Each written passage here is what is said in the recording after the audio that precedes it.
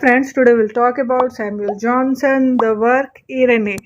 89th video ज़रूर देखिएगा, उसमें हमने सैमुअल जॉनसन स्टार्ट कर लिया था, उनकी लाइफ के बारे में डिस्कस किया था और उनके वर्क्स के बारे में डिस्कस किया था। आज हम उनके वर्क के बारे में, आरएनए के और काफ़ी सारे वर्क के बारे में डिस्कस करेंगे।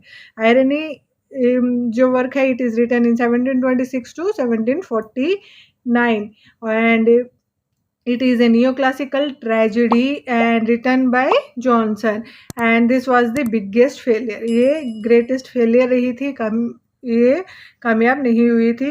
The next work is Rambler. And it is a magazine. ये एक magazine है and it was twice weekly periodical. ये twice weekly periodical है, Tuesday and Saturday.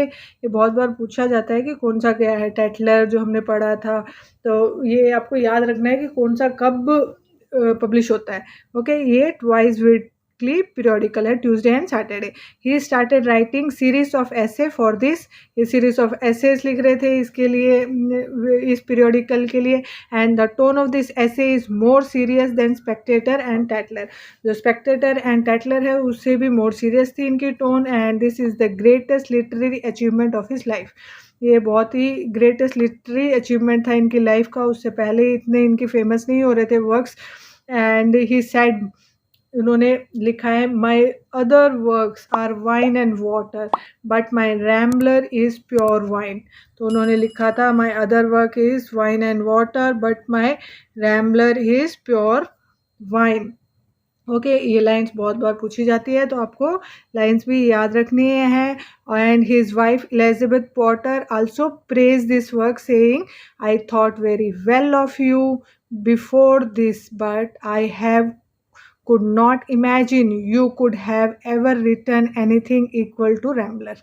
तो उनकी वाइफ ने भी इसको प्रेज किया रैम्बलर को, तो आपको ये याद रखना है. एंड इसके रिलेटेड क्वेश्चंस हम एक बार देख लेते हैं. And Rambler more focused on moral than social issues, moral issues and then social issues के बारे में ज़्यादा फोकस करते हैं. ये मेरी वीडियोस आप लास्ट तक ज़रूर बने रहिएगा क्योंकि लास्ट में मैं जो स्लाइड्स देती हूँ उससे आपको नोट्स बनाने में बहुत ईजी रहेगा. अगर आपको नोट्स नहीं बनानी तो मैं ये जो मटेरियल दे रही हूँ आपको इसका PDF भी प्रोवाइड करवा दूँगी जल्दी से जल्दी.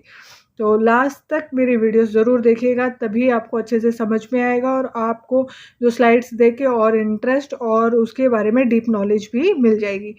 And the first question is, Rambler appeared every. तो रैम्बलर कब कब आता था? Tuesday and Saturday. The answer is Tuesday and Saturday. Okay, and Rambler is written in, the question is Rambler is written in, the answer is 1750. And the next question is, Dr. Johnson started which periodical? Dr. Johnson started which periodical? The answer is Rambler. Okay, तो ये 3 questions थे related जो Rambler से related पूछे गए थे last papers में. और जो ये क्वेश्चंस है ये इंपॉर्टेंट होते हैं, मैं लास्ट पेपर से ही उठाती हूँ, तो आप ये मत सोचिएगा कि मैंने ऐसे ही बनाए हैं, ये क्वेश्चंस आए हुए हैं एग्जाम्स में. तो next question is dictionary. The next question is dictionary and it is written in 1755. He has got 6 helpers and with these 6 helpers he compiled more than 40,000 words. तो इन्होंने, इनके 6 हेल्पर्स थे, उनके मिलकर इन्होंने कंपाइल किया 40,000 works. And he defined all the different meaning of single work. तो उन्होंने सारे जो सिंगल वर्क का भी मीनिंग उन्होंने डिफाइन किया. His dictionary prove to be a model of all the dictionary which follow him. जितने भी डिक्शनरी आई एक मॉडल बना उनके लिए कि कैसे लिखने चाहिए. And all his definition contain witty humour as well as example. जो विटी, उसके अंदर एक ह्यूमर भी है जितने भी इनको डेफिनेशन इन्होंने दिए हैं. एग्जाम्पल देखते हैं, जैसे मैंने एक एग्जाम्पल लिया ओट्स का, तो इन्होंने ओट्स में क्या लिखा है, oats is a grain which is generally given to horses, Scotland support the people. तो ये इन्होंने इतने तरीके से इस टाइप से डिफाइन किया है.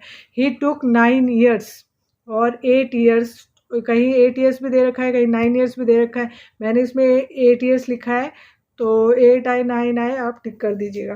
तो ही टुक 8 years टू कंपाइल इट. उनको 8 years लगे इसको कंपाइल करने में. ही पब्लिश इट इन 1755 याद रखना है। And Oxford University awarded Johnson as honourable master degree, तो उनको एक मास्टर डिग्री से अवार्ड भी मिला ऑक्सफोर्ड यूनिवर्सिटी के through. And the next one is Idler. The next work is Idler, and Idler is written between 1758 to 1760, 1758 to 1750, and it was a series of essay. ये एक series of essay है. They were published in a weekly newspaper, Universal Chronicle.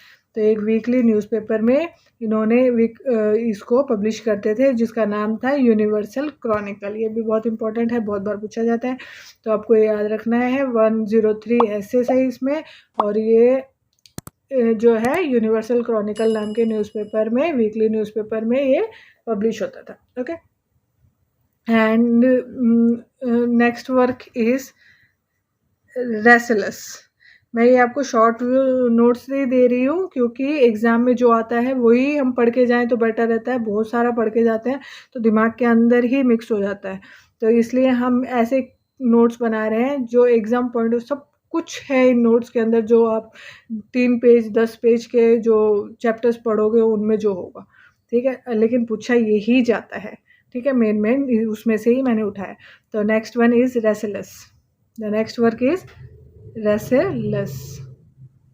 The next work is Restless, and it is a novel, and इसको Rasselas को Prince of Abyssinia भी बोलते हैं, Prince of Abyssinia. Rasselas का subtitle क्या है? Prince of Abyssinia, and it is a story about a person called Rasselas. He was a monarch of Abyssinia. जो ये स्टोरी है किसके ऊपर है? रेसिलस नाम के आदमी के ऊपर है, और वो मोनार्क है। एबिसिनिया मतलब किंग है एबिसिनिया का। This place is called Happy Valley, और इस प्लेस को बोलते हैं Happy Valley, and they are living this place because they want to know the secret of human happiness. और वो इसको छोड़ के जाना चाहते हैं, छोड़ रहे हैं क्योंकि वो सीक्रेट जानना चाहते हैं ह्यूमन हैप्पीनेस का, इंसानों की खुशी का secret. On the journey they meet different socio economic people, and they keep on questioning them that what makes you happy, and all of them answers that their happiness is connected with the materialistic things, both positively और negatively. तो बहुत सारे उनको उनके रास्ते में socio economic people मिलते हैं, और वो हर एक से एक ही क्वेश्चन पूछते हैं कि आप खुश कैसे हो, व्हाट मेक्स यू हैप्पी। तो सारे उनको एक ही आंसर देते हैं कि हमारे हैप्पीनेस जो है वो कनेक्टेड है किससे? मटेरियलिस्टिक थिंग्स से, जब पॉजिटिवली और नेगेटिवली दोनों तरीके से मटेरियलिस्टिक थिंग्स से ही कनेक्टेड है। And at the and they describe that true happiness is attainable in this world. तो उनको लास्ट में फील होता है कि वो बताते हैं कि ये जो ट्रू हैप्पीनेस, सच्ची खुशी अनअटेनेबल है इस दुनिया में। And Imlac offers a moral advice. जो इमलैक नाम का जो फिलोसफर है वो एक मॉरल एडवाइस देता है थ्रू आउट वर्क, पूरे वर्क में। तो आपको याद रखना है, Imlac offer moral advice throughout the work. And इसमें एक चैप्टर है डिग्रेशन अपॉन पोएट्री। ये पूछा जाता है एग्जाम में, तो आपको याद रखना है, इसमें एक चैप्टर है डिग्रेशन अपॉन पोएट्री। ओके, तो ये चीज़ें जो मेन है वो मैंने आपको बता दी। अब हम क्वेश्चन डिस्कस करते हैं। सैमुअल, जो क्वेश्चन लास्ट पेपर्स में आए हुए हैं, the first question is Samuel Johnson digression upon poetry is a part of which of his work. कौन से वर्क का ये पार्ट है? इसलिए मैंने ये आपको मेंशन करके दिखाया। ये वर्क है, answer is Rasselas. Okay, and dissertation upon a poetry is the chapter in, किसके अंदर चैप्टर है? Rasselas. Okay, Rasselas. And the next question is which of the following character find that complete happiness is illusive. Illusion है, किसने बोला था? And which of the following character find that complete happiness is illusion, and while you are making the choices of life you neglect to live। ये बात बोली थी रेसलस ने। The answer is रेसलस। The next work is Plays edited by William Shakespeare। Plays edited by William Shakespeare and William Shakespeare edition of plays है इसमें। 8th volume edition जो है, 8th volume edition में प्ले है, सारे विलियम शेक्सपियर के इसमें play है। Okay, and this work is also called as the greatest work of literary criticism. This work is also called as the greatest work of literary criticism. He also wrote a preface to this, उन्होंने इसका एक preface भी लिखा है। The next work is lives of English poet. Lives of English poet, ये he wrote biographies of all the writers chronically. तो इन्होंने biographies लिखी है और सारे राइटर्स की इसमें chronologically, and he has also given his own opinion about the writers.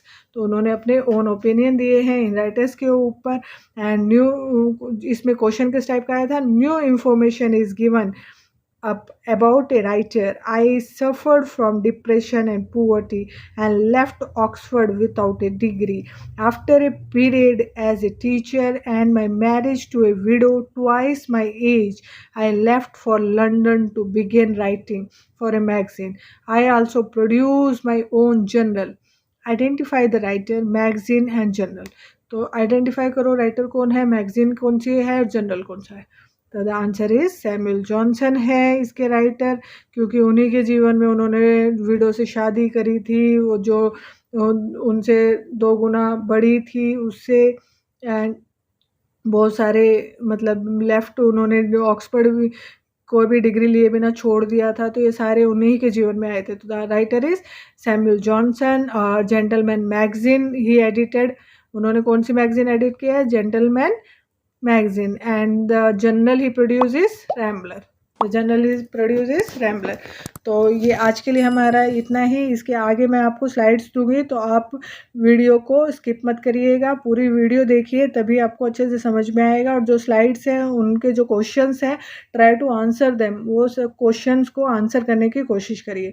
और प्लीज़ मेरा चैनल सब्सक्राइब कीजिए, लाइक कीजिए, शेयर कीजिए एंड कमेंट कीजिए। एंड ज़्यादा से ज़्यादा शेयर करेंगे मुझे भी अच्छा लगेगा, मोटिवेशन मिलता है जब कोई आपके साथ जुड़ता है। तो thank you for watching, have a great day.